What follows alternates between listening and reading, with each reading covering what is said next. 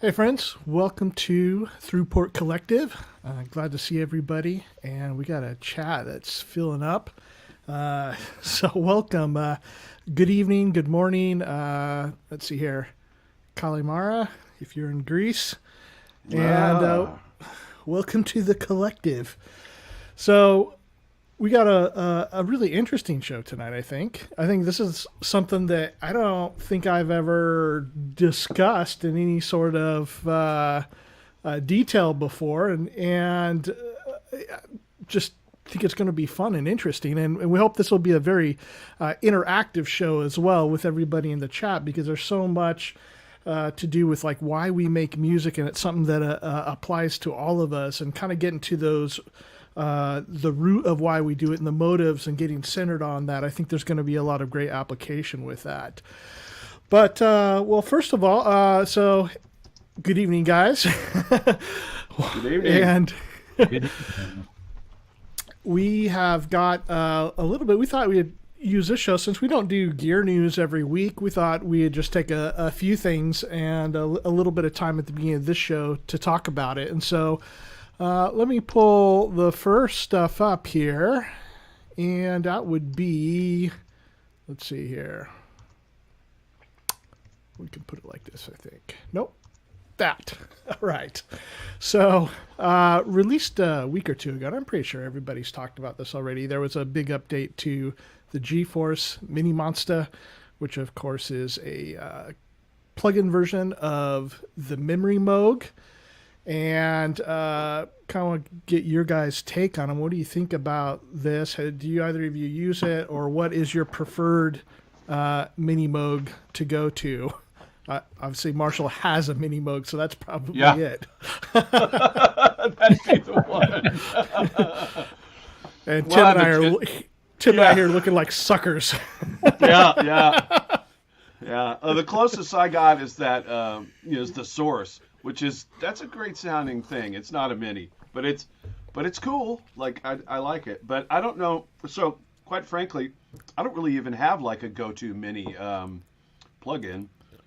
So that's why I'm kind of curious about this one, and to see if something could really like tweak my interest enough to jump and get it, because I don't. Otherwise, I mean, if I really want that, the Source is really close. Yeah. So yeah, I don't know. Like, I really can't comment on this one. Sadly, have not goofed with it. What Same do you here. guys think? I mean, I mean, so we're both kind of a little behind in that way. Chris, did you get a chance to mess with it, or do you have one? No, I haven't had time to check it out or even demo it. Listen to some And, sound examples online, though. and that's our show, folks. Thanks for being here. Good night. thanks for tuning in.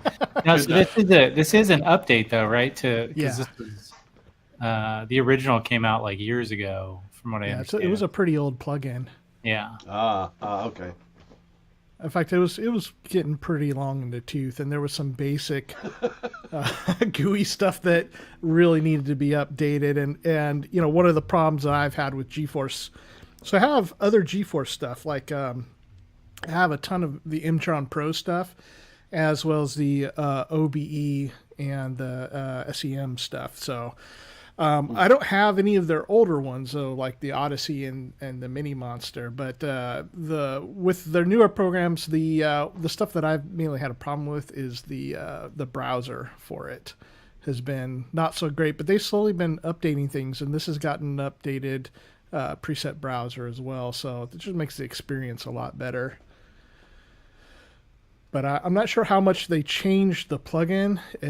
I don't know. When I listen to sound samples, it still feels kind of. I know they updated some things, but I don't know, it didn't interest me enough to go for it. Whereas, their Oberheim stuff is really fantastic, and the Imtron Pro. I'm really happy with both of those, but kind of And thinking I'm gonna. the What's up? unfortunate thing with the Minimo plugin is there's kind of a lot of options in that space already. Yeah. And in addition, if you get a Behringer Model D, I'm not sure how much these are, but that's a pretty inexpensive way to get a pretty solid Mini Moog sound as well. Yeah. if you want hardware. Mm-hmm. Of course, the advantage here, the plugin is I think these are polyphonic, so that's kind of cool. But I don't know how accurate they are to, say, an original. Mm. Yeah, I've got the Behringer Model D and really enjoy it. And so when I do track mini Moog type stuff, I tend to go to that. Although the in the box, I do have, I don't know, a handful of them. You know, I think everybody kind of does something that's similar to that. I mean, you get it with the Arturia collection, although that one's really old. Soft Tube 72 is pretty good, but I don't really like the GUI, but it sounds pretty good. And the Moog one, which was before only available for iOS, has it now runs AUV3, and so I'm able to use it in Logic. And so their whatever it is, Model 15 and the Memory Moog, Mini Moog ones I've been using a little bit more, and those have been great. But yeah, like you said, there's some advantages of doing stuff in the box without the hardware. And sometimes these plugins, they offer polyphony or extra features, envelopes and whatnot. Patches, be, presets. Yeah, presets. Don't really have that on the original, so some convenience there for sure. Yeah, for sure. So, Well, I have one that's I can't remember even what it's called because I don't really use it very often, but I do have a mini plugin that's it's from Native Instruments. It came in the complete bundle that I bought, so there was 600 gigabytes worth of instruments in there, and that one, I don't know what is it about the mini emulations that I don't know, it's just not very exciting to me. Like, I love the sound of it, and it's like probably the most classic synthesizer, but something about it in plug-in form just really leaves me just kind of bleh. I don't know. It's just not exciting. Maybe that's just me. Yeah, I mean, to me, it just depends on how it sounds. I can get over the fact that it's not, hardware, and I'm okay with using plugins, and so that kind of workflow doesn't bother me the way it bothers some people. And like Marshall said, the convenience of working something out, a great patch, and then just hitting save and knowing that you'll always be able to recall it for any project is, pretty nice. Other than that, I get the iPhone out and take a picture like, oh, this is pretty good. But oftentimes I don't even do that. I just make sure I've got the track the way that I want it, record it, and then, be done with it. Yeah. So yeah, it'd be nice to have. I really like one of those new mini Moogs, but can't really bring myself to buy one. Yeah, well, yeah, they're a pretty penny. So we got another one. It's a little more recent this week, and that's the Cherry Audio Mercury 6, which of course, as you can tell, is the Roland Jupiter 6. Kind of a interesting synthesizer, and one that's maybe been a little more maligned over the years, but is, I think, just in the last couple of years, it seems like people are speaking about it in a much more favorable way, even though it's been used on a lot of great tracks. And so this came out. I was going to actually check it out, demo it, but again, I just haven't had time. But I mean, either of you guys have experience with a Jupiter 6 or have any opinions on it? I don't. I've seen a picture of one. That's about it. Yeah, there's some good videos. I think didn't Alex Ball do one on the Jupiter 6 fairly recently? I can't remember. But that's the extent these are pretty rare and hard to get, I think. So in terms of plugins, I haven't tried any Jupiter 6 plugins. Jupiter 8 plugins, I have like a bunch, but not anything specifically for the 6. Yeah, I'm not even familiar with the 6 at all, so that's interesting. Do we know time frame on about when the original was released? About 1983, I think. Maybe somebody in the chat knows. Maybe early 80s? Yeah, I want to say 83, but again, I don't remember. We can do a quick... Was this pre... so I mean, the original hardware was that, so the 6 came out before the Jupiter 8, right? One would assume. I think the 8 actually came out first, didn't it? Oh. Well, because there were tracks made with it in the late 70s, as far as I know. So I was just curious because it's not a synth I'm familiar with, so not in hardware or software form. So it's interesting. So, I bet it's cool. sorry to cover you up there, Tim, but you're Culture fine. of Ghosts says I guess a release order is 486, and Paul Artola is saying 83. For MIDI. Yeah, so that's probably what it is. Yeah. Okay, So yeah, it's- because I just not familiar. I mean, was my point of reference. Was the only point I was bringing that up for was just I just not familiar with the synth or the sound of it. I mean, I am the 8. Is it essentially just a 2-voice smaller version, or 6 voices, 2 VCOs per voice, 12 oscillators in total, 2 LFOs, 4 waveforms, sine, triangle, ramp, and random.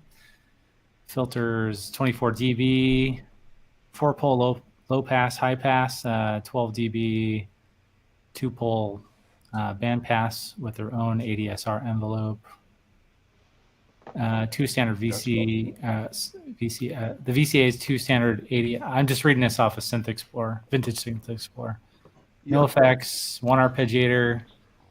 Actually, it does have presets. It looks like 48 tones, 32 patches, 61 keys, MIDI control. Date produced 1983. That's cool. Now, if I recall, one of the differences would be compared to the Jupiter 8, because I believe the Jupiter 8 has analog envelopes, and I think they had gone to digital envelopes for this, so the envelopes are fairly linear, as I recall. So it does. I know it does sound a bit different than a Jupiter 8, and it's not a cut down one. It's its own thing. Yeah, I think it sounds different than the 8. Which is cool. Like, yeah. Mm-hmm. So, I mean, this is probably the one that people have been requesting the most. I would have said, Jupiter 4 was probably the top, but they released that last year in Rolling Cloud. But I would say that this is probably the next most now, asked for, requested Rolling Cloud. But it seems like the Rolling Cloud rollouts have gotten a little bit slower. I mean, they used to do 2 or 3 a year, as I recall, and now it's kind of trickled down. I don't remember when the Jupiter 4 came out. Was it maybe around summertime or late spring or something? So it's kind of been a while. But I wonder what will happen, because they're putting it out and you don't have to deal with all the junk of Rolling Cloud. Like I'm on OS Ventura, and I can get the Rolling Cloud stuff to work in Logic now, but it always gives me a flash screen like these plugins and it's having these problems, and do you want to continue anyway? And it's just, you have to kind of deal with that crap. So I'm kind of hoping they'll get updated. But I think I'd rather have it, for sure. I'd rather have it with the Rolling Cloud ACB. But I do think, like, I've given a lot of crap to Cherry Audio because their plugins are a bit samey sounding, and I don't think they quite, they're not quite distinct enough. They all kind of have a resemblance in the just raw tonal quality of them. The GUIs look nice, and everything else is great. But one thing I would say, like, their kind of stock engine sound, I think does better with the Roland sound than it does like the Moog or ARP type stuff. And I thought the sound examples I heard of this sounds pretty good. Yeah, and let's see, it's normally $69, and now it's on for $49, I guess. Mm-hmm. So that's not, I don't know, $69. $20 savings, guys. I guess that's jump in there now. Yeah, I mean, if you go to JRR shop and use a code group, like if you put a couple plugins in your basket, you can get it for like another, I don't know what it is, 16% off. Be something like $41. So you can get it down a little bit more, but it's interesting. The price has gone up on their stuff, because weren't they releasing all their stuff for like $39, and now it's up to $49, which is not unfair, but inflation. Yeah, everything's more expensive. Huh? Well, that's still pretty cheap, especially if it sounds good. So Yeah, if it sounds killer, then I would be interested in it because I don't have anything that's really Roland sounding. I've got the Mogi thing. I kind of have, I just don't have anything that's Roland, and that would be really cool if it's a badass. Yeah. Mm. Now it's definitely an interesting synth, and there's some pretty cool stuff you can do with that cross mod on there. So I'll probably give this a demo later in the week, see how it goes. So Yeah. another plugin. I'm sorry, was it? I said, sounds good. You'll have to give us an update on what you think once you've Yeah. had a chance to have a noodle. So I think we briefly mentioned this a while back, but the Rhodes V8 plugin is actually available for sale now because they did that contest and allowed you to demo it for quite a while, but it's not been available for sale yet. So it was given a price of $299, but they got an intro price on it now that it's for sale for $179 for there's two versions of it, but for the higher version, whatever it is, the deluxe or what, a pro, for $179. And have either of you guys demoed this? No, this is the first time I've heard of this. Nope. And I'm not really a Rhodes guy. I don't really use Rhodes sounds in anything, so Yeah, but I would be definitely in for that. And I was sniffing around at the real thing, which isn't available just yet, but like not for $10,000. Yeah. So that's how I'll much be curious. that's how much they are if you want to get a real one now. 10 grand. Yeah, the new ones. Yep, they're going to be right around 10 grand, 9 or 10 grand. Oh, okay. Oh, Yeah. Depending on that how hurts. they're pretty customizable. So yeah. kind of depends on how you configure it. But yeah, I would say, yeah, you're north of 9 grand, 10 grand there. Yeah, yeah. I mean, that was the base on it. It said. So like, oh my God, I'd love to have one. I really would. I mean, playing the old ones back in the day, like it's a great instrument. It's super versatile, and you really can use it in a lot of stuff, but in a lot of tracks. So I go to Keyscape and use that one quite a bit. They have a bunch of different Rhodes in there that sound great. Those are really good. But I Yeah, have not heard this guy. I don't have Keyscape. I've got Omnisphere, but I wanted to pick up Keyscape, but I've just never gotten around to doing it. I was kind of thinking about getting this because of the price had dropped, but it's like, man, Keyscape gives you a lot of stuff with it. And this is similar in that it's partially samples and partially modeled. So all the preamp and effects and stuff are all modeled from the hardware. And it sounds really great. I demoed it, and I actually put on GearSpace like a long kind of review post on it, and kind of feel like they've got a lot of stuff that they need to clean up on it. A lot of things that just aren't working that well as far as workflow. Like you have to hit some other page up on the top right to get more of the access to the controls. So like I say, if you want to stick some, whatever it is, chorus on there, you've got some front panel controls, but to access more of the controls, you have to hit another page. But that second page, which you would assume it would take away the keyboard and just give you all the controls together and you can just do your programming on that screen. It doesn't. They give you different controls. And so you're here working with your trackpad or your mouse or whatever, and you got to go all the way up to that top right, hit the page, go all the way down to the other side, and then noodle around with those controls. And some controls, especially like in a chorus, are interactive. Like if you change the delay time, you'll usually need to change the depth as well. And so you're having to go back and forth between pages, and it makes it a little bit aggravating for me. Yeah, that's a little awkward. But it does sound good, and although it's just the modern Rhodes sound, so it would have been nice if it had a few of the vintage sounds. But I guess if you wanted that, like maybe Keyscape would be a better way to go. Yeah, I mean, not to run this one down or anything, and I'm sure it sounds cool, but it would have to really be pretty amazing because the Keyscape versions that they have in there. They have Mark 1 and Mark 2 versions in there, and then they have them with effects or without and whatever, amped and not amped, and like there's a lot of cool variations in there. You can really dial in a great road sound. So I don't know, man, like this would have to really be banging. Mm-hmm. I gotta hear it, obviously. Yeah, I did make some great sounding presets with it, but yeah, again, the buy-in's still pretty big even on sale. So it's like I keep thinking, well, I want to spend, just go ahead and double that and get Keyscape. Tempting. Yeah. Yeah, and then you get a whole lot more keyboards and whatnot. Yeah. And a lot of that stuff probably wouldn't be useful for a lot of people, and it's way beyond just electric pianos. But they do have like some old school electric pianos, and there's some kind of odd, kind of cool and odd ones, and definitely Wurlitzers. They got all the cool Wurlitzers in there. So I mean, you do get a lot of bang for your buck, and then there's a lot of weird like plucked instruments, plucked pianos, and all kinds of really, really interesting stuff. So yeah, I don't know about this.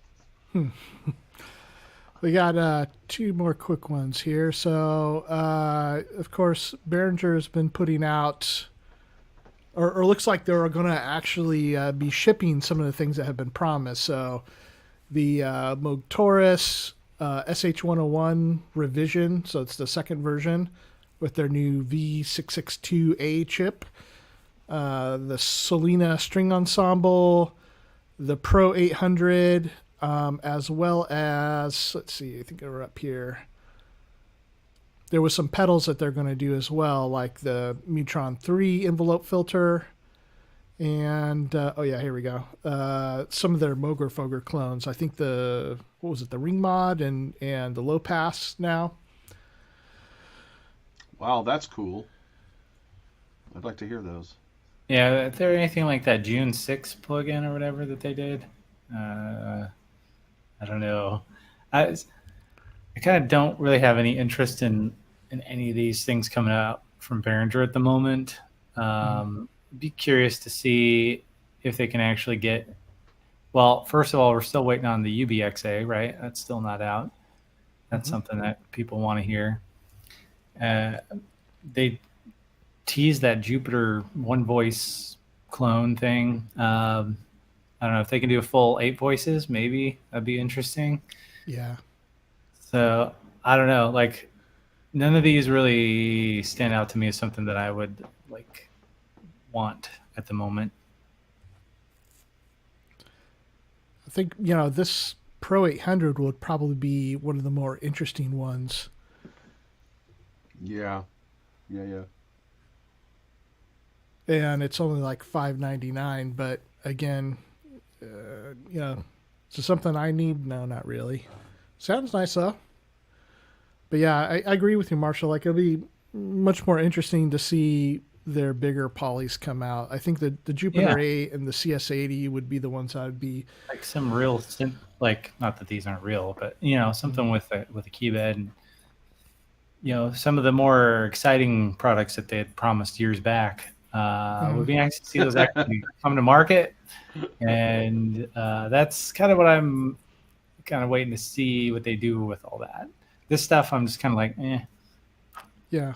Well, I think when I was thinking about this stuff for the show, the thing that was more interesting to me than this particular group of synths is that they were actually kind of getting back to doing the things that they were doing, and they're actually shipping some stuff now. So I don't know what that means for the whole of their line. I mean, like you said, there's so many different things that are still announced but not put out.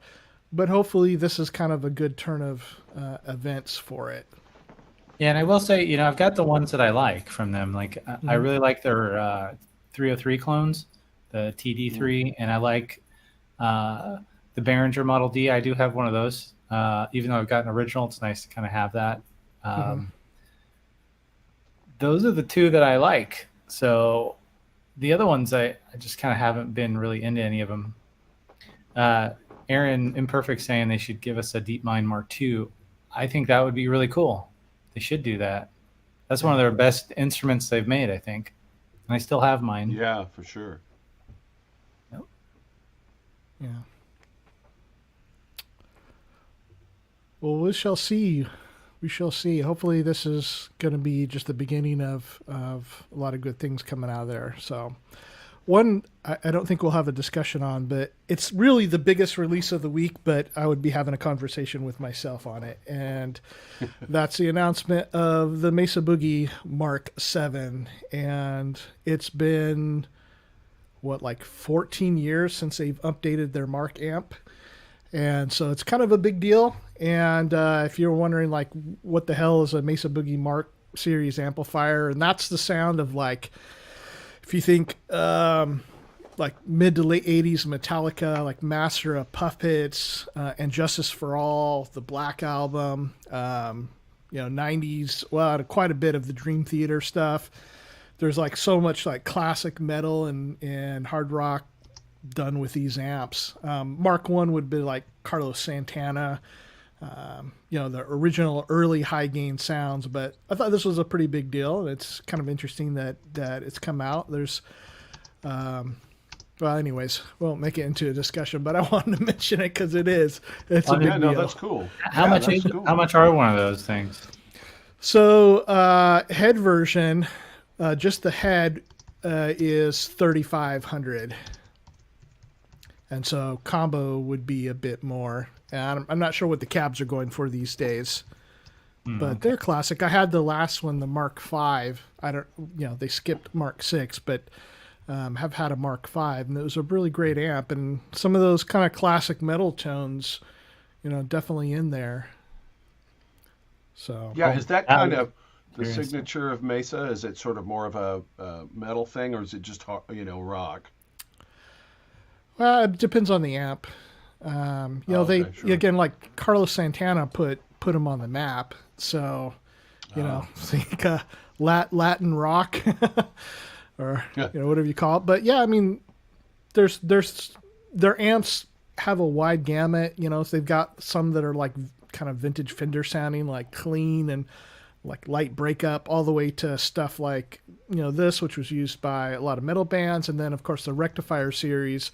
The dual rectifier solo and triple rectifier stuff. That stuff got huge in the 90s, and again, it's still like the Rectifier series is probably their best known because they're so ubiquitous amongst like hard rock and metal bands to this day.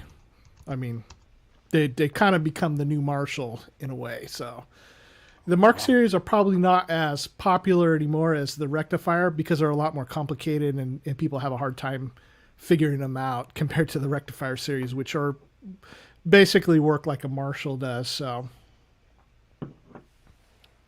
that's cool though. Yeah. And it's been, you said, like years since they've done anything. Yeah. They've had a pretty good long stretch. I think the Mark V came out in 2009. So yeah, it's just funny. A surprise. What's that? Yeah, it's funny because I mean that technology doesn't really need to change much, does it? Like, I mean, everybody kind of you have your three flavors basically, right? Your Fender, your Marshall, and what? Well, usually I think people would say Vox, but Boogie's kind of evolved out of the Fender camp. Okay. Yeah, so I mean, you kind of have those things, and once it's that, then aren't they all just sort of like repeats of that? Like, I mean, that technology doesn't have to change much, and probably won't, right? Like, I mean, everybody kind of wants those flavors. Yeah, I think in a way, like, I mean, the Mark series really hasn't changed. It's just gotten more features. I mean, the basic sound of them has been pretty consistent going back to the 80s. But yeah, I mean, there's like an amp like this, a lot of stuff I use are pretty basic old tube amps. And this is a tube amp as well, but it's got a lot of modern features. So it's got a USB port where you can upload, cab IRs for running direct. It's got a pretty fancy switching scheme. It's got MIDI on it, So I mean, there's not too many amplifiers that are giving you a lot of the features that this does. So yeah, I mean, but relatively speaking, yeah, I mean, it's been done for many years, a lot like analog synthesizers, I guess, what's really new about it? Well, it's in the same way. Like I think you go from a mini Moog to a memory Moog to a Moog One. It's like when you're thinking about the sound and the architecture of like you got VCAs and oscillators and filters. Like yeah, it's pretty much the same stuff. Just the surrounding things that take care of all that kind of change and modernize. Mm-hmm. So that's cool. Yeah, it's a fun one. But well, to get to our topic, so why musicians? Maybe let's start with this. Let's go back to the beginning and let's talk about like what ignited your love of music, maybe even before you became a musician, and then how did you guys get into playing music, becoming a musician? I'd like to hear from everybody in the chat as well. Like, what was that process? Yeah, chatties jump in there too. Yeah, for sure. Well, what a giant topic. I mean, like, why did we become musicians and why did we stay musicians? Why is this important? Yeah, that's that's a big question. You want to go first, Tim, or? I mean, I can. Yeah, sure. I'm already yakking, I guess. We made you big too. There you are. Yeah. I mean, I've told the story briefly before, but for me, I was just a kid with a lot of crazy energy and a lot of expression that needed to happen, and I was expressing myself through being destructive and vandalism and whatnot. And even in second grade, I got called down to the principal's office and had to answer to a bulldozer that was in the neighborhood that was doing some construction or whatever. And back in those days, they would just leave them on the street, and I had busted out the gauges, and I think I peed in the gas tank. And I mean, it was like, Wow. I know, but so suffice it to say, like, I was kind of just out of control. And my parents were musicians, and so they saw me, that I had some rhythm and whatever. So they bought me a drum set. So that's kind of what launched it for me, and just the focus that gave me was life changing, literally.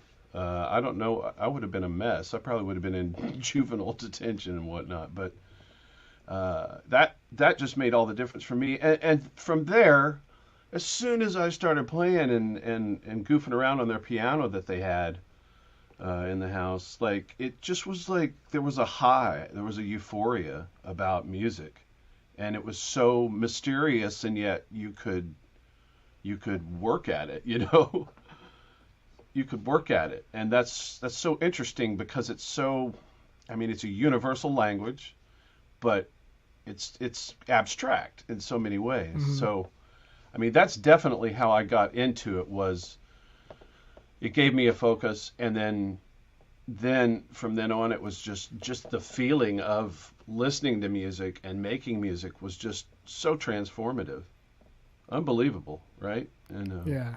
So I mean, that's how I kind of got into it. Marshall, what about you? Yeah, for me, it was like ever since I was a kid, I had I would listen to music on the radio with my parents driving us around. I'm from Colorado, so we used to take trips up to the mountains all the time, and those were usually long trips. So there was plenty of music playing, and I would always kind of pick out those electronic sounding sounds. And I kind of, like, my parents got me like a little crappy Yamaha keyboard, one of those like PS series or whatever they are. And so I kind of noodle around with that kind of stuff, but I always wanted to like figure out how those sounds were made, because obviously my little Yamaha thing didn't do that. And it wasn't really until, because for a while, like through high school and stuff, I tried playing guitar. I just wasn't super good at it. And the other thing is, like, you need like a band to make stuff. And the circles I ran in, nobody was really into, music or anything like that. So it wasn't until I got into my 20s and started listening to trance and techno and stuff. And that stuff blew me away because it was all electronic, and I assumed it was all made on a computer. I didn't really know what a synthesizer was per se, or those worked at all.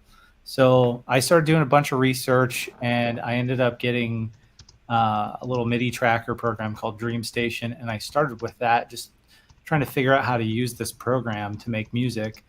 And it taught me some basic synthesis stuff, although I didn't really know I was learning that. And it had the ability to import some samples, so I was doing a little bit of sampling here and there.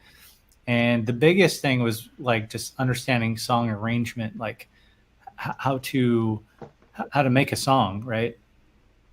And so for me, it was more like I had a goal in mind. Like I wanted my stuff to sound like the stuff I was hearing, like at the clubs, this crazy dance music that just sounded amazing to me. And that was kind of how I got into it, and why I've stayed in it is mostly because the challenges presented are difficult, but I've been able to overcome most of them over the years. So it's something that's always progressed. I haven't necessarily hit like a finite wall where like I feel like I just can't do any better. And so that's one of the things that's always kind of kept me going, is being able to progress in this whole idea, this whole thing of making music, right? It's always challenging me, and I think that's part of the reason why I stick with it. You had a short stint with the guitar too, right? Yeah, just a few years as a kid. I never had lessons or anything, but it was more like I thought I wanted to be a rock guy, because I used to listen to a lot of grunge music and a lot of rock, some ska and punk stuff back in those days. So I thought guitars were the way to go. And then, like I said, I couldn't quite get the dexterity with my fingers to work out quite right to do all that stuff. And then also you need a band to make a full set, a full song even. Today, not so much. Like you could be a guitar player and lay down your own, you could do all kinds of stuff now, but you couldn't do that back then. That was in the mid 90s. So, yeah. Mm-hmm. Cryss, what about you? Yeah, for me, like I just remember growing up enjoying music, and I think my dad would randomly listen to stuff on the weekends, but it was stuff that I just could not get into. I mean, it was music from his parents' generation. I don't know why, but he really liked that stuff, and I'd go running out of the house.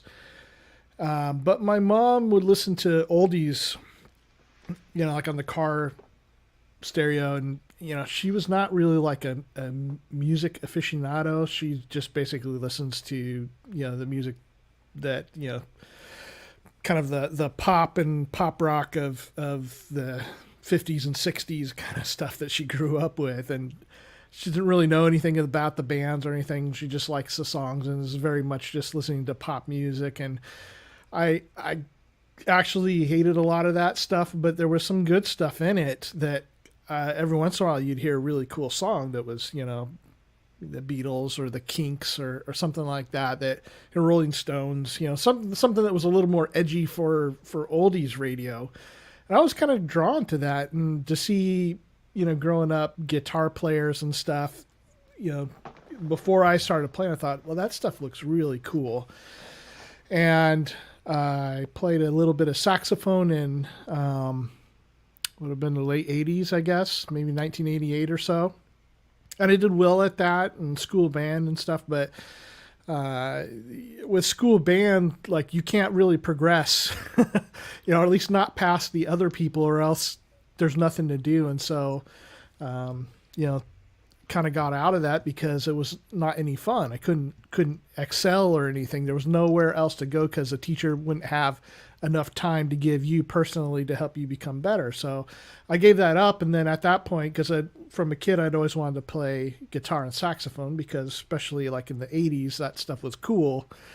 And so after I gave up the saxophone, my parents wouldn't buy me anything, and I didn't play anything for a while. And I was over at a great aunt and uncle's house, bored out of my mind for some sort of family function, Thanksgiving or something like that. And a lot of old people, no cousins or anything there, just old people and my sister and myself. And my great aunt, who was like not a fun lady to be around, but she at some point had mercy on me, and she pulled this old electric guitar out of the closet that was her son's, and it's is this old 1965 Framus Strato, and it's like a kind of a crappy German made,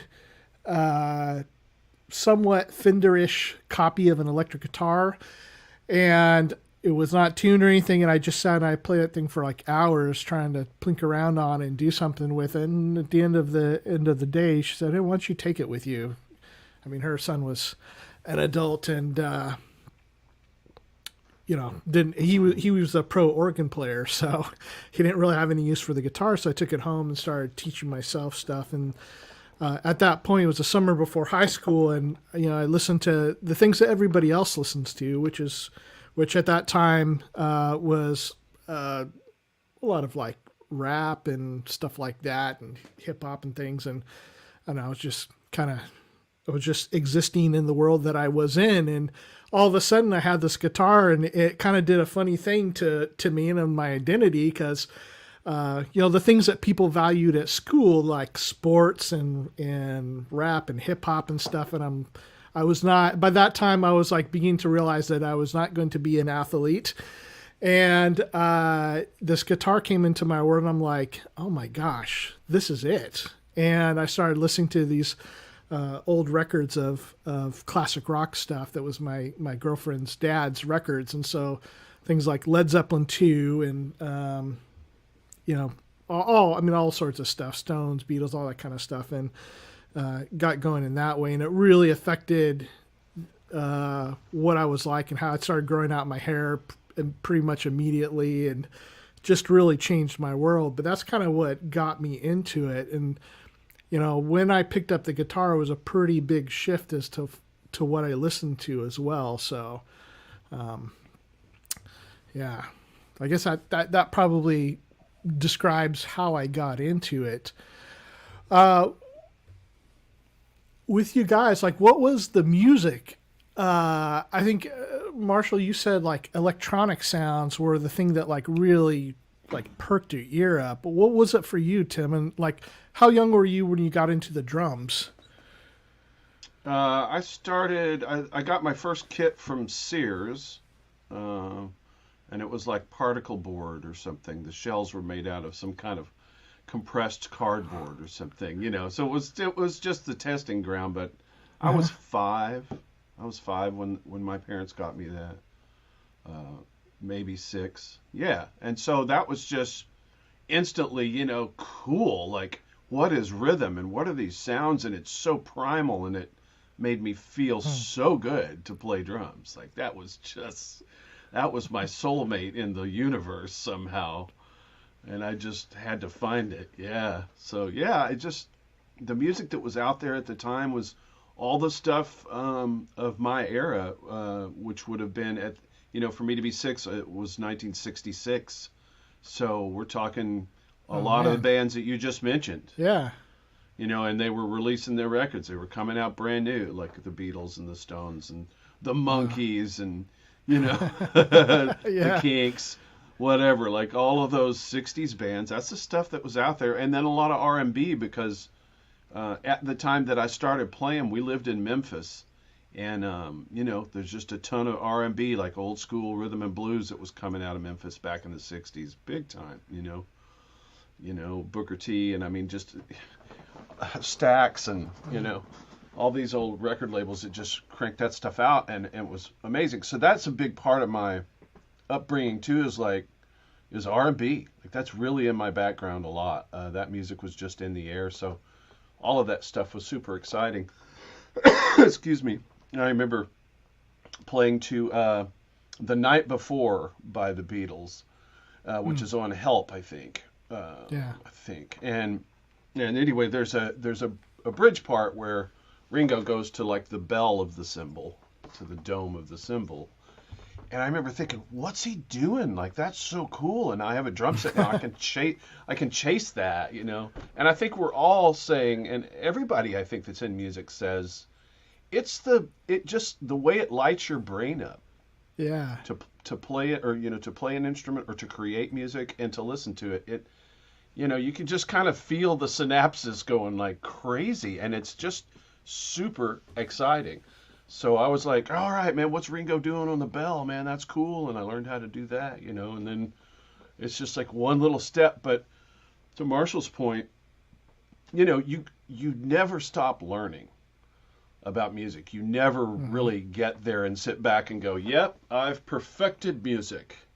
Yeah, I don't know anyone that's ever said that. And if they did, then they probably retired right after that. Yeah. But like, yeah, like so many of the greats, a lot that have passed away, so many great musicians have said, I keep practicing and practicing, and I just still feel like there's more to go, that there's still more space, there's still more learning. Yeah. That in itself, just that learning trajectory, that learning trajectory, that is exciting, and it keeps you alive, and like keeps your brain working better, I think, for one thing. It's just, it's all of that stuff, and just the way it makes you feel. I mean, music, come on, there's not much better. And that's the best feeling for me is like there's always that moment when I'm working on a track or something where it's like, I don't know where I'm going to take this. I don't know how I'm going to come up with whatever this needs. But once you do, and things kind of start falling into place, that's like the best feeling in the world, I think. Being able to accomplish that, Yeah. The more, I think with all types of knowledge, like you get a taste of it and then you're in a world of a particular type of knowledge or discipline, and you get to thinking like, well, I've really got a handle on this. And then you get a little more and a little more, and you're like, oh my gosh, when you start getting a lot of it, you start realizing that the world that you're in is so much bigger than what you expected. And I think musically as well, because I mean, there's only so many chords, there's only so many notes in an octave, and you begin to think that like, where else can you do with this? And even like simple chord progressions, like a repeating 1/4 in rock music is used all the time. And you think like, what else could be made with this chord progression? And yet you hear some other band come out and do something with it that's so amazing. You're like, man, and this is simple. This is simple stuff. There's always so much more to go in it. Yeah, I mean, and with the technology that's available now, the sound design possibilities are endless. So even if they ever run out of melodies, even though that's not the case, but because even reusing similar melodies, like you can totally change up the feeling just by the sound design. Yeah. Yeah, and you think about, substituting chords, or you take something that even sounds similar, has the same chords, and you change the beat on it, and all of a sudden it's a radically different song. Mm-hmm. Yep. Totally. Yeah. There's so much infinite variation that's possible in music. It's just like, really? you can roll the dice a lot, even with 4 chords, say. And definitely then once you start talking about sound design and groove and tempo, and like, wow, it's kind of endless, even in the most simplistic way. There's so many different combinations of those. Yeah, and one of my favorite things to do is go back and listen to like some really old stuff. Like they just came out with a new Elvis documentary called Elvis, and I was watching that, and it's been a long time since I've like listened to any Elvis stuff. When you go back and listen to some of the old stuff and like what was popular, it's interesting to hear how they like the type of sounds they use in the composition, like how they arrange their music. As to me, it's like I'm learning from that when I listen to that stuff, because some of that stuff you don't hear anymore today, and it's like, oh well, what if I took kind of like a similar style to like how they did this, and implement it in some of the stuff I'm working on. That's the kind of stuff I like to do as well. Yeah, no, that's... Oh, it's Elvis. Oh, come on. Oh, come on. It's Elvis, tried to ban him and everything, which is hilarious when you think about it.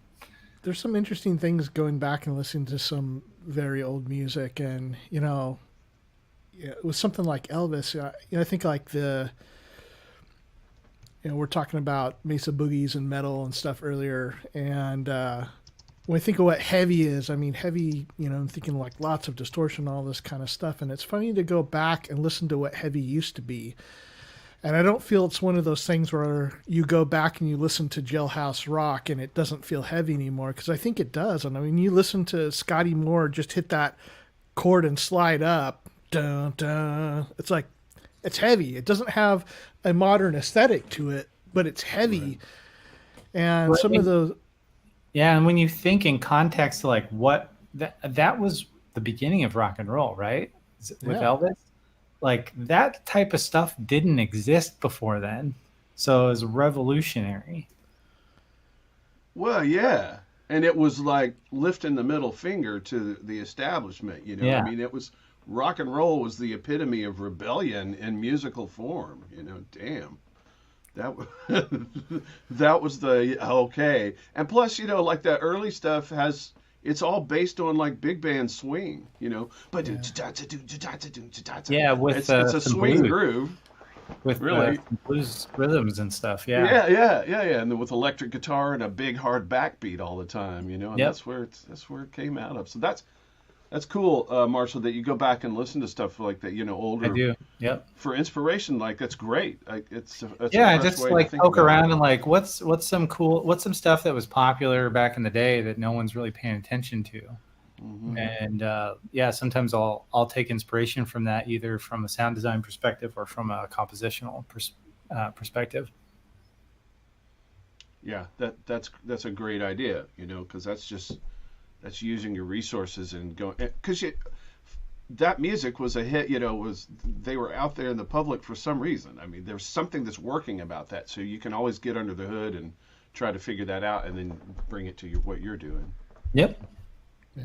And it also helps to kind of break you out of your own routine too, because you go listen to something, several decades ago or more than that, and kind of get back to even before you were born, and you're like, the musical trends are different, and it sounds a lot different than the pop or rock or whatever we're listening to today, or electronic music, which didn't exist in in the 40s or 50s or whatever. And there's some interesting things to be taken from those. Yeah. What was your, when you guys began playing music, like actually when you started on your instruments and making music, like what were your initial thoughts about it? Like what were the motivations for doing it? Say that again. When you first started and you actually started playing or making music, let's say making music, what were the motivations in the early days for you? Because I mean, people have so many different motivations for making music. We all knew that guy that sat in the quad and of your high school or college and played an acoustic guitar and was trying to pick up chicks. Dusty Dinkelman. No, for me, like it was after high school that I really got into it. Mm-hmm. And I would just spend, literally hours and hours and hours and hours working on this stuff. And it all sounded like crap for a long, long time. It took a long time to figure out what I needed to make stuff that sounded like what I was going for. What I was going for was the trance techno stuff from the late 90s, early 2000s. Mm-hmm. And my stuff always come out sounding like the Tron soundtrack from the 80s, and I would get laughed at, You sound so 80s, man, And it's like, well, you're in style now. Yeah, right. That's the funny thing, right? Because now, like, that's the big deal. Like, everyone wants that synthwave stuff, and I was like, man, I was doing that like no problem, not even like knowing what I was doing. But it wasn't what I was going for, and that's the challenge, right? Being able to accomplish like what you have, what you're trying to get your music to sound like versus what it actually sounds like. When you start getting close to that, that's like a really cool feeling as well. And I Yeah, think that's totally. something anybody can do that. You put in the effort. You don't need a whole studio like this anymore to do any of that. And that was the other transition, because when I started, it just started to become popular to start using computers with home recording systems and produce that way. Because before it was the tape decks and using 4 tracks and all that kind of stuff. I came into it right as the digital stuff started coming in, and I still remember people, saying that the computer stuff was inferior to the analog mixing desks and all the the DAT recorders and all that kind of stuff. And now it's like, I guarantee you, if you go into any studio, if they have some of that stuff, it's still wired into a computer in one way or another, and they're processing stuff digitally now. So, how would you describe that? Like the motivation, like the sense of accomplishment of creating your own music, or how better would you say it? The sense. Wait, say again. Well, like taking what you said about why you did it at the beginning, like how would you sum that up? Like it was a 'cause you're talking technical about challenge to me to figure out how it was done in the first place. Um, my original conception of it was, I just get some program on the computer and make it happen. And what I realized is it was way more difficult than that. But that was the original inspiration. It was like, how can I make stuff that I'm hearing in these clubs that I think is absolutely amazing? There's like stuff I'd never heard before. It's like just completely blew my mind, like how that music sounded. And it was a technical challenge to me to try and figure out how to do that. Yeah, that's been kind of a fun part of it for me as well, to try to figure out how to do these things or how to create these sounds from the very beginning. And I think from an early start, like I knew guys. When I started, there wasn't many. I didn't know really any female musicians. All the female musicians I knew were in school band. So talking about people that were making music like I was making in the early days, that was rock. The guys that I hung out or I played with or whatever, most of them weren't really interested in those kind of things. They were, they would work out songs on the radio or something and play them and sing them. And sometimes you'd come across a songwriter, somebody that was making original music, but not too many people really interested in all that other stuff. And I was fortunate, like my best friend growing up started playing guitar maybe 6 months after me, I think.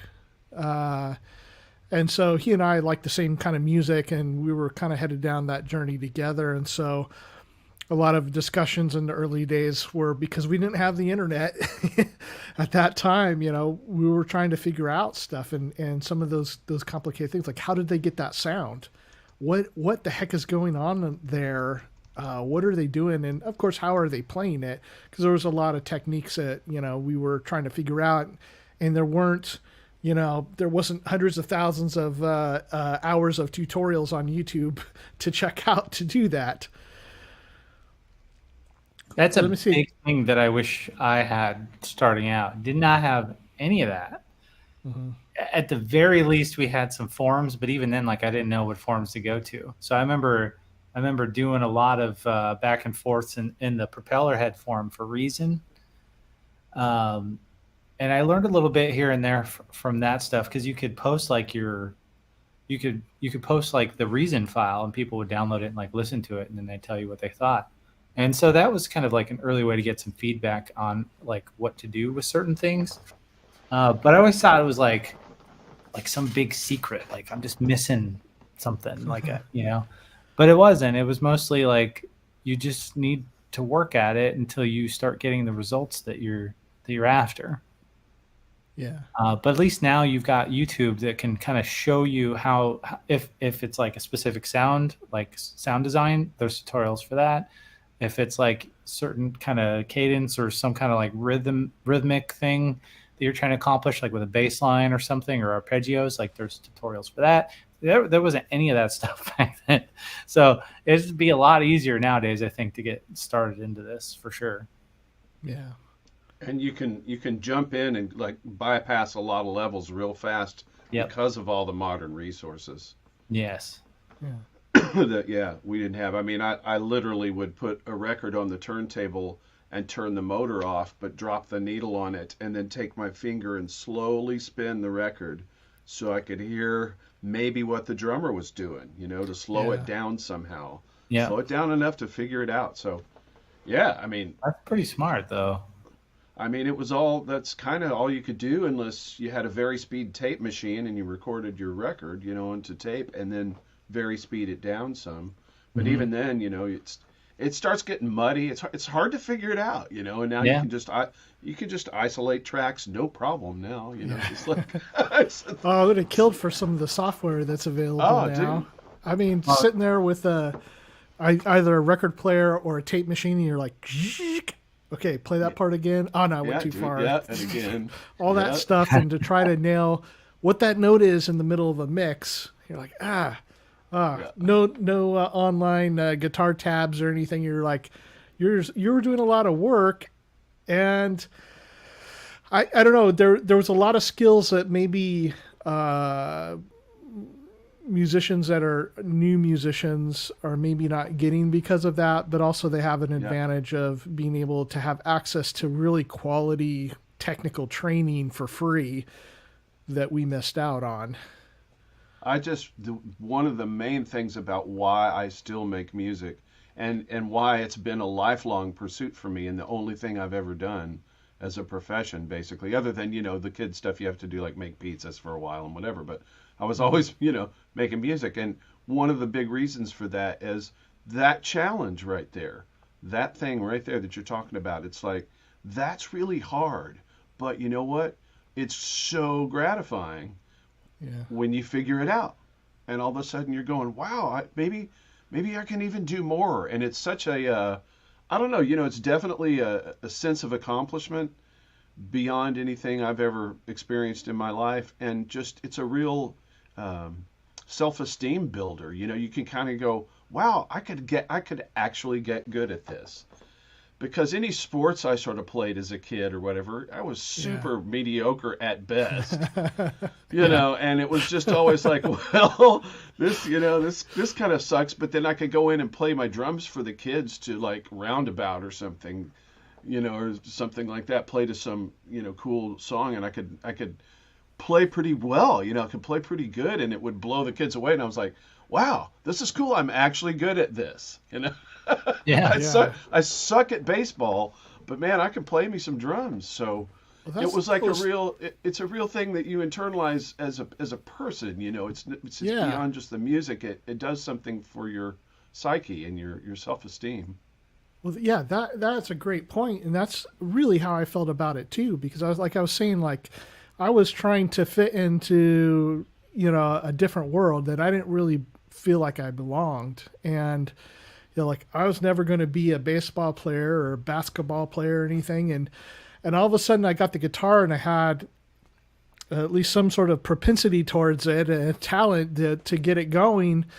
And also I was like, wow, this is my thing now. And especially, depending on what age you are, but I mean, for me in early high school doing that was a huge thing for me, because I felt like, I mean, I was always like pretty settled on who I was. I wasn't a person that was like, I don't know who I am and that kind of stuff, but I couldn't really find my style, I guess. And, especially in kind of cliquish high schools, like you got to have a thing, you got to be somebody or else you're nothing. And so all of a sudden, to go down to the world of guitar playing and rock and metal and stuff, and walking around with long hair and a guitar and stuff, is like, oh well, this is like part of my identity now, and it kind of says something about who I am. And I've always felt like a lot of us musicians are very much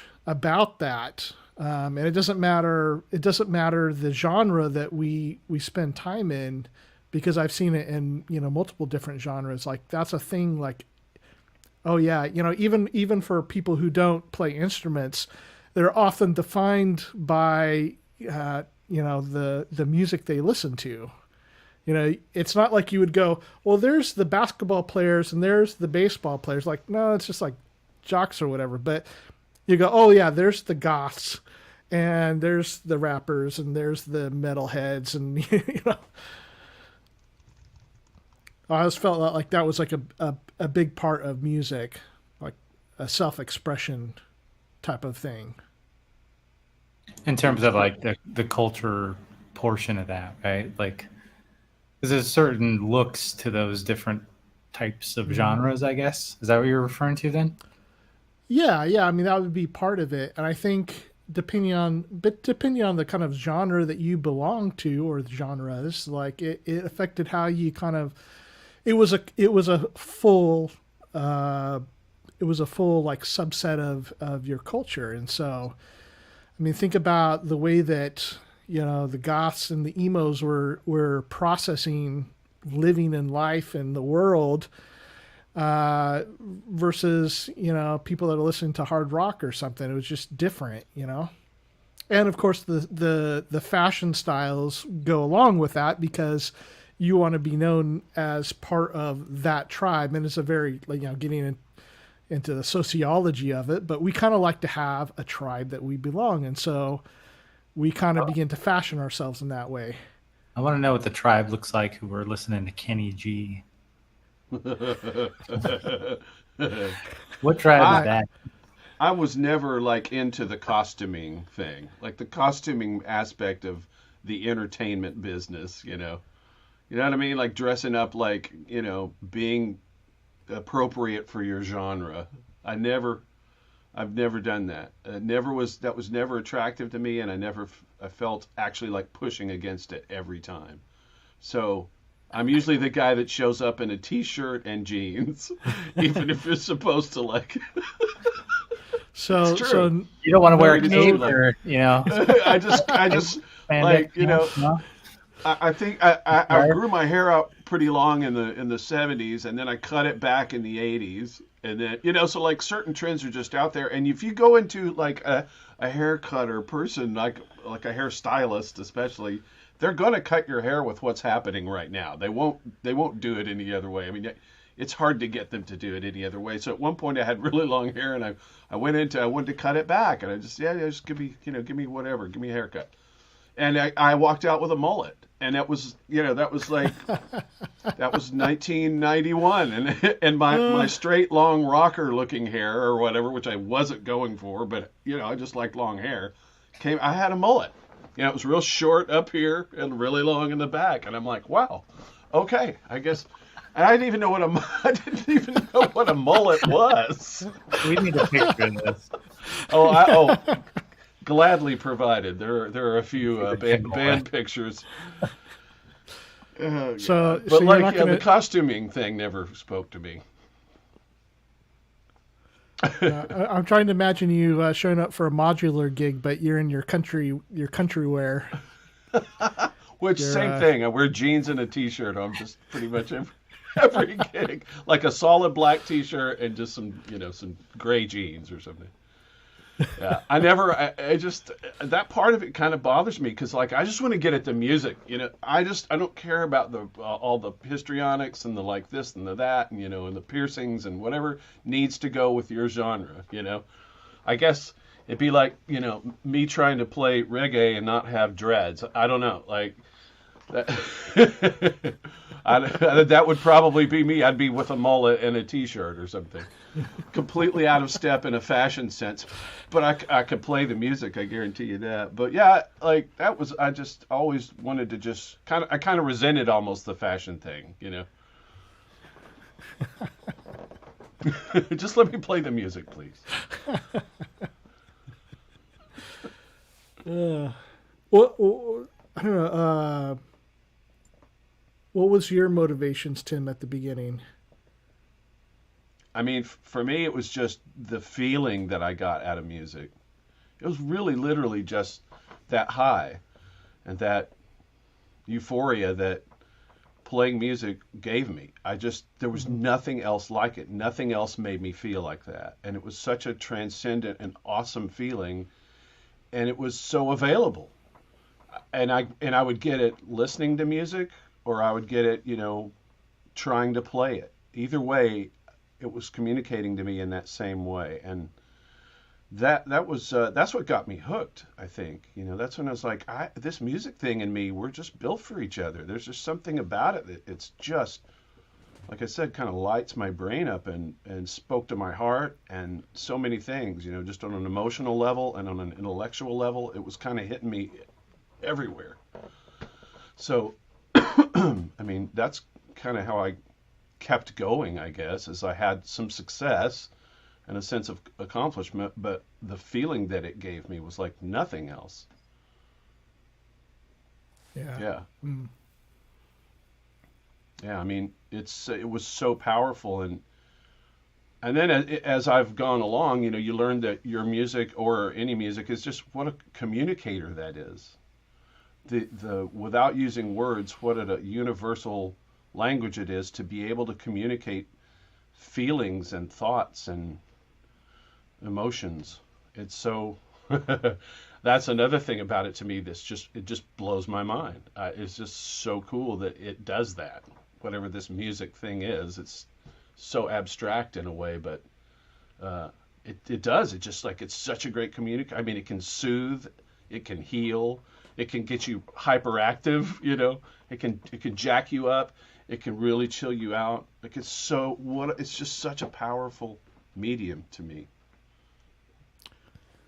So, what do you guys think about the more external aspects of music? For instance, I mean, when we're out and about on Facebook or Instagram or YouTube or any of these places, and even live venues and whatnot, like, how much does the popularity thing play for you guys? Because it seems to be a major motivator for most people that I see that are musicians. Like, is people listening? Are they getting the subscriptions, and are they becoming powerful influencers of music gear community and things like that? How much does the popularity play for you? Are you talking about like musical genres or equipment or? No. Like the aspect of, like, when we think about motivations for making music, how much does an idea of becoming successful financially, I'm adding that in there, or popularity in the tribe that you're in, like, how much does, like, would you do this stuff if nobody ever listened to it and you didn't have any sort of online presence and you're just sitting at home making music for yourself? Like, where is that Rich and famous. The popularity issue? Yeah, Rich and famous. Did you want to be rich and famous? I mean, I would love to make money off of this enough to support myself, but that's really difficult to do, and I think it's even harder now in some ways than it was back in the day. Just because it's so accessible now, right? The tools that are available for people now are so powerful, and you don't have to spend a lot of money. In some cases, you could just get cracked versions of stuff, and there you go, and you're on your way. So essentially, for the price of one computer, you can start making music. But for me personally, like I just really like the challenge of it, and I like accomplishing something. When I start working on something and it comes together and it sounds, I think it sounds awesome. Like, that's enough. That's enough for me. I don't have to be rich and famous off of it. But if anyone wants to, throw some money my way and make me a millionaire, I wouldn't say no to that. But that's not the driving force, obviously. Yeah, and not the driving force here either. That's not my motivation. My motivation is to make the best music I can.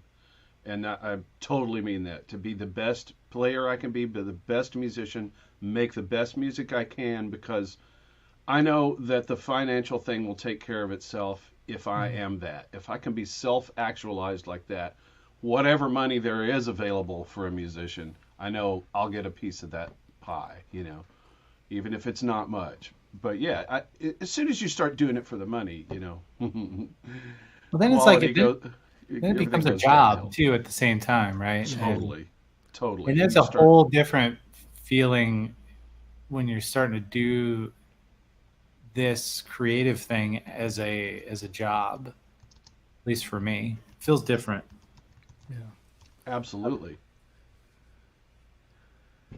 The thing I enjoyed about doing it for money is that it would push me in certain directions to work on skills. Like you just have to have a command of a big set of skills, and that's great. I enjoyed that part of it, and like with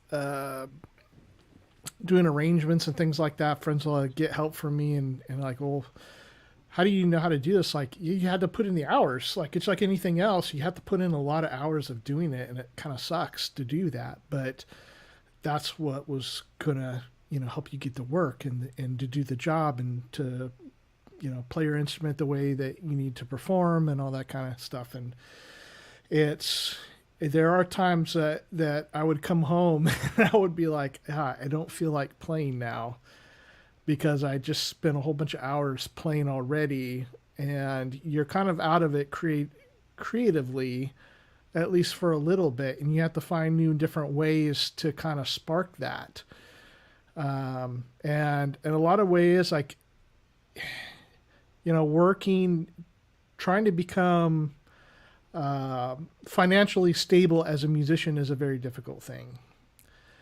And when you're doing it and you're making it work, like most of the time people don't know who you are. And I feel like people are chasing some fantasy about what it's like because of what they see in social media and their favorite musicians that are making it, which are, less than 1%, that are able to do it.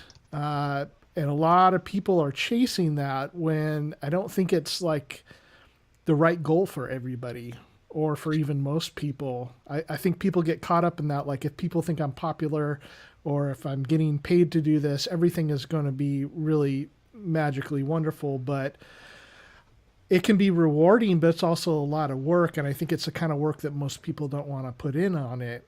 But I think that a lot of times, if a lot of people would be much happier if they kind of gave up on stardom and actually were chasing, making music for themselves and making good music and striving, the kind of things that you guys have been mentioning, striving to accomplish something, to overcome some technical or musical hurdle, and to figure something else, or to hone the craft of making a really great song, and then just let everything else, be what it is. And if you sell some albums or somebody watches your channel or something, then, oh, fantastic. That's great. But it seems like that's not really the view or the idea of what people are selling in the music world, And it's always been like that. I mean, at the end of the day, it is a business.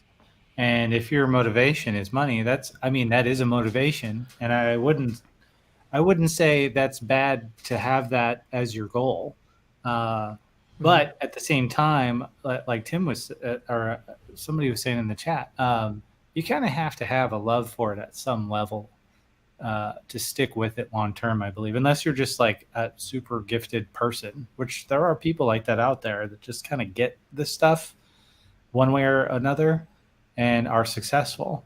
But those are it's so rare that people have that ability out of the gate. A lot of this takes a lot of time and effort. Mm-hmm. And even those people that do have that natural ability and talent still need to have the persistence to stick with it, because you could be great and just not do anything, and then nobody's ever going to know about it either. So there's talent that kind of in and of itself just doesn't get it done. There's so much hard work, right, that it takes to stay in the game. It's not simple and it's punishing. What a business, man. Right. It's punishing, and what you get so good at learning how to navigate being beat up. Really, I mean, you do, like rejection and all the like things that are really hard about trying to be in the music industry. It builds character. Yeah. But seriously, it does. After a while, for sure. Yeah. But the cool thing is now there's more opportunities for people to hear what you make than ever before. It's a lot easier to get stuff in front of other people now than it was, before the internet, really, or social media especially. Yeah, it's a weird dichotomy that. I think there's got to be that balance, You gotta find where I think a lot of people aren't hitting is like just to do it for the love of doing it, for the sake of art and for the sake of the aesthetic, the beauty of doing what you're doing. I don't feel like there's enough people doing that, but you can't just stay in that world. Well, I mean, you can, but I think it's a more rewarding thing to kind of bring in some of the other as well and go, well, if I can hone my skills a little bit more and more people will be interested in that music that I'm making, then that can be a benefit to yourself. And so kind of having seeing both sides of that coin and trying to find a good balance, because if you're just doing the stuff that makes you popular and you're saying all the things that everybody else wants you to hear, I think it's a pretty shallow and worthless way to live. But you got to have some of that, because if you're doing it just only for yourself, which I think is very fulfilling, but yet at the same time, I don't think it's the end goal. I don't think it's great. Like, I think it is good to think about others and making music, and to what you said there, Marshall, I think that's right. Like, we're in a pretty good space. I mean, it's getting more and more. I mean, there's just so many people making music on the internet that you're while you have the opportunity, you're lost in the sea of noise, But the thing is, for me, like what we've been trying to do here with Thru Port Collective is like, if you can make some community with people, you'll have friends that, if nobody else gives a damn in the world, like your friends have heard your music, and, to have friends that comment on your music, because gosh, trying to show one of my songs to like some of my buddies that I've known for decades, come over to the house, hey, check this out. And they start talking like a minute into it, and like, it kind of pisses me off. But at the same time, like, I've got people that I've never met in person that will come and say what they liked about my song in the comments of a video. And I try to do the same, because I think that's a really, a really important and really beautiful aspect of this and of music community. Mm-hmm. Yeah, in the current, in this new economy, as they say facetiously, because it's a blessing and a curse, right? I mean, I existed at a time and was a professional musician when I could make a living at it, and I bought my first house when I was like 24 years old on money I made through music. Like, what? Mm-hmm. But that was 1984, and there were gigs everywhere, and people still had to pay for music. Now music is free. Now it's like, it's everywhere. It's immediate. It's losing a lot of its specialness. So it's so interesting. But you can get it in front of more people.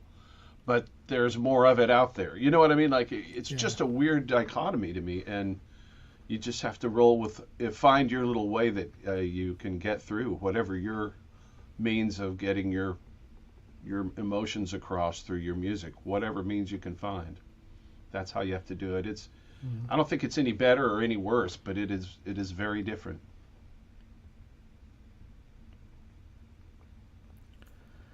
Well, hey, you guys got anything more? That's it for today. Yeah, I mean, we could go on this topic forever, but yeah, it is that time, so we'll have to just we'll have to have more episodes. You guys want to do this again next week? What do you think? Not the topic. I mean, you want to have the show next week? You want to do that? Yeah, yeah. In fact, you know what I would like? I'd like a What? damn studio tour. It's gonna happen. You know what? That's a great idea, Chris. You know who hasn't done a studio tour that I think would be great? Is Wait, our are we very thinking the own same thing Marshall. here? I think we so. are. Yep, I think our very own Marshal Arnold. Yes. Studio tour next week, folks, on the channel live. Studio tour. It's already happening. Yeah, David Surchak is like studio tour, USA studio tour. And if you did not see it yet, I invite you to go back. I don't remember what episode it is. It'd be in the 20s, I think. Is to go out and check the studio tour we did of Tim's studio. And that's here. I can kind of probably pull this up here in just a second. It'd be episode number 19. Man, we've been booking along here, but we did Tim's studio tour about 3 months ago, and it was fantastic. And all that good stuff you see behind them, we went in depth, and it was a lot of fun. So I'm really looking forward to next week in Marshall studio tour. Studio tour. Studio tour. It's gonna take a little bit. So Yeah. well, it won't take that long, but yeah, there's a lot of stuff to show. Yeah. Yes. I hope you won't get tired doing all that walking through all the different rooms. Oh. Nope. Piece of cake. Well, You got a little scooter or something. Around, little golf cart. yeah. So, Marshall, besides getting the studio tour ready, what you got going on? Well, I've been working on filming some stuff for an actual studio tour to go up on my YouTube channel as well. So I just need to get some of that edited down, add a few B-roll type things going on in there. So hopefully I'll have that out on the channel soon. Awesome. Nice. Tim, how about you, man? I got to kind of put my studio back together again a little bit. I had took down my band zone because I have these 3 zones now that I worked out, and I took down the band zone so I could put up my drums. So I didn't have an identity crisis. Drums are there. Drums are the touchstone. Drums are the basis. So, and just gigs coming up, basically. Yep. Whatever. You just had a big one. Work. Was it last night that you had the big gig? Monday or the was night before? Was a benefit, yeah, and there was a bunch of country music celebrities out there, and it was a great success, and we raised $150,000 for the cause that night. Very nice. Which is crazy, and Nice. it was really fun and challenging. Yeah, it was a great night. A lot of love. Did you get to make out with Shania Twain? Well, I kissed her ass. Is that the same?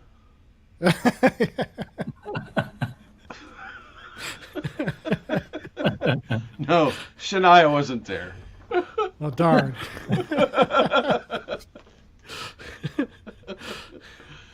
I remember when she kind of hit the scene, was it the early 90s or mid 90s or something? And it was like, Yeah, early. man, maybe I could get into country, maybe.